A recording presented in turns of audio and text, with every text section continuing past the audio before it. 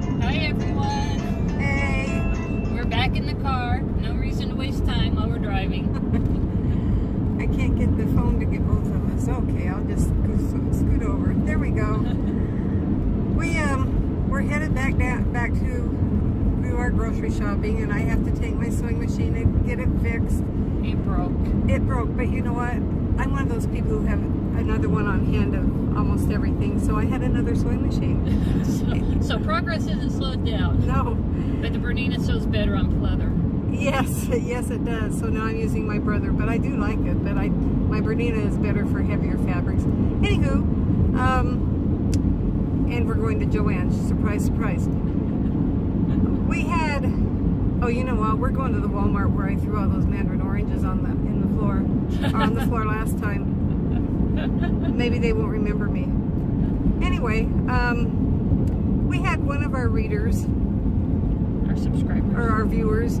I guess you don't read our videos. Our viewers. Which one was it? Was it Susan? I don't know. What are you doing? What are you talking About the Psyllium Husk? I think it was Susan who asked about Okay. One of our viewers, Susan, asked us, why did we take Psyllium Husk instead of flax seed? And the answer that I found, I did a little bit of research last night, was that it's really personal choice. There are a lot of benefits. They're both very, very healthy for you. They both are excellent sources of fiber, and Psyllium Husk has more fiber than flaxseed. Flaxseed has more calories than Psyllium Husk. Psyllium Husk, or flaxseed, however, flaxseed, however, has a lot of it has omega-3s in it, which are very healthy.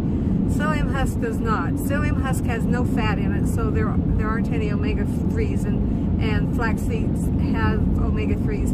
We just take a krill oil pill every day to get our omega-3s. So, like I say, it's a personal choice. It all has, I can't pronounce half these words. They think I've gone to medical school. It all has something that is a phytoestrogen. And so flax seeds are a good source of this, and it's also a good thing to take.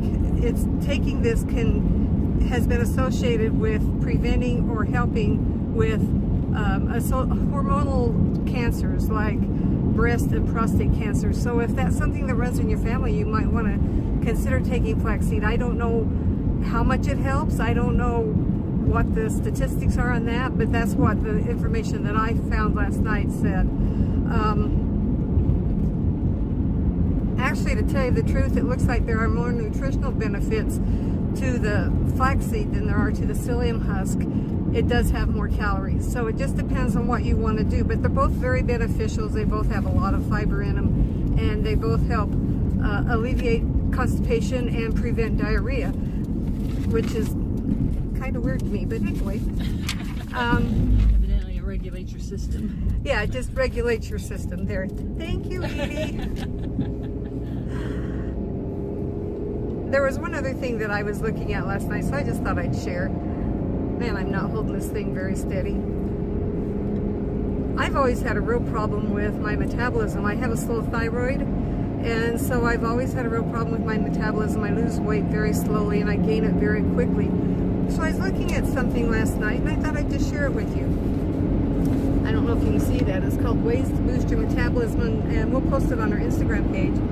But the things that it recommends are regular aerobic exercises, eat more proteins, lean beef, lean chicken. Lean proteins are very good to boost your metabolism.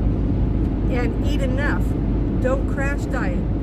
Man, we've talked about this before, but I remember back in the day when you used to go on 1,000-calorie a day diets or less, depending on where you went or what program you were on.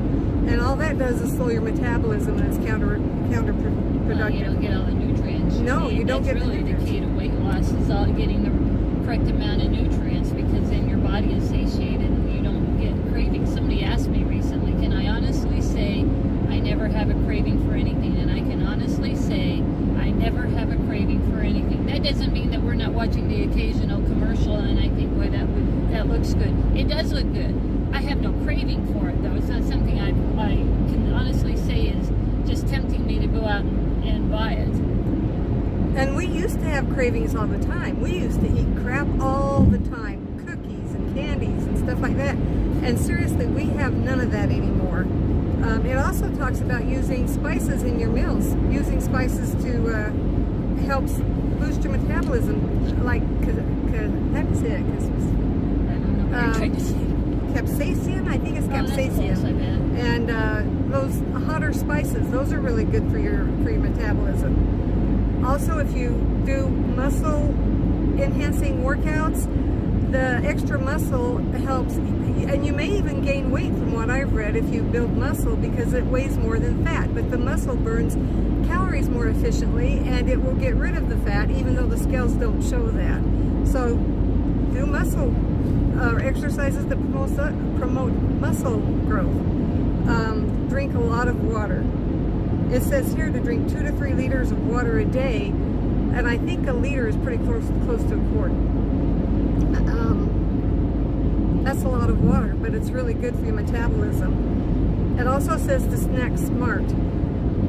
And Edie and I do this. It says to eat something every 3 or 4 hours. Edie and I eat something every 3 hours. We have our breakfast, and then 3 hours later we have a snack, and 3 hours later we have our main meal, and then 3 hours later we have our smoothie.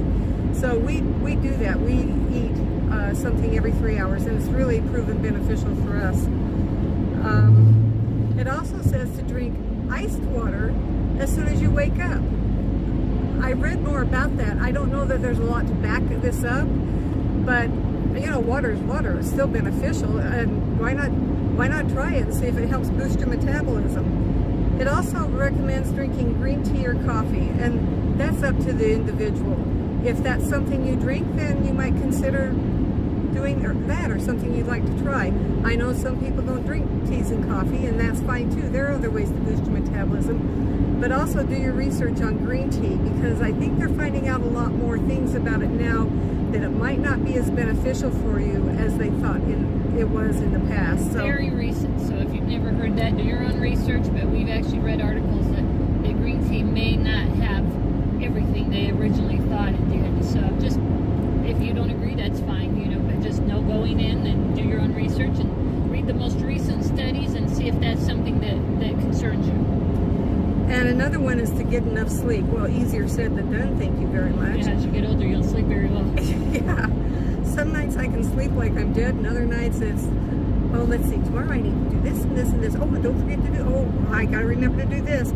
You know, it just depends on the night. But I guess it all evens out in the end, and it doesn't matter whether I got enough sleep or not. The next day around, 2 or 3, I'm yawning. So you would think when you retired you wouldn't have that much to do, but we've kind of self-imposed.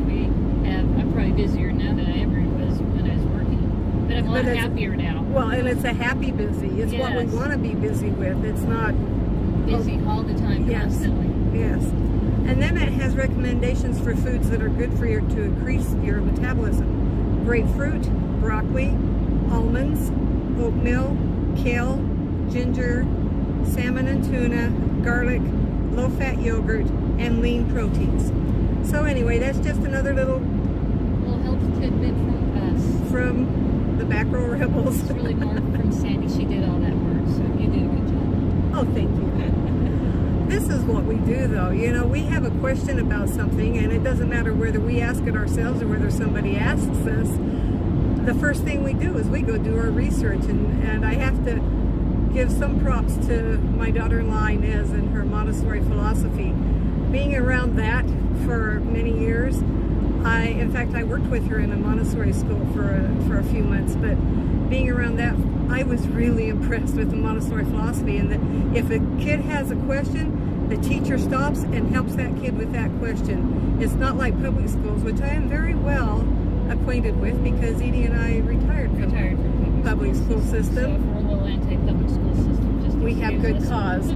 Anyway, they don't necessarily have a set in stone lesson plan. They cater their lessons to the child's needs. So anyway, I guess I'm following the Montessori philosophy. If I have a question, I look it up. That's what we say. Look, we're having a Montessori moment. Yes. But that's actually how we've learned about health and nutrition, is that it just started by asking questions. Well, why why does this happen, or what is it so good about that food or item that they're recommending? And we just built from there. The more we learned, the more we wanted to know. So it was that easy. It can seem really overwhelming because you know nothing about something. Where are you supposed to start? Just for us, it was just by asking questions. A question would come up, and we go, well, let's find out the answer, and that's how we learn. Anyway, that's about all we have for you for today. Unless we think of something else on the way home. We'll see if I manage to keep it. And I'm a mess, you know that? I throw things on the counter on the stove when I'm cooking. I fall down all day long. And evidently I'm now throwing things on the floor in stores. I'll try not to do that today. So we get home without being bloodied and bruised. We've had a successful day. All right. So anyway. Until next time. Until next time.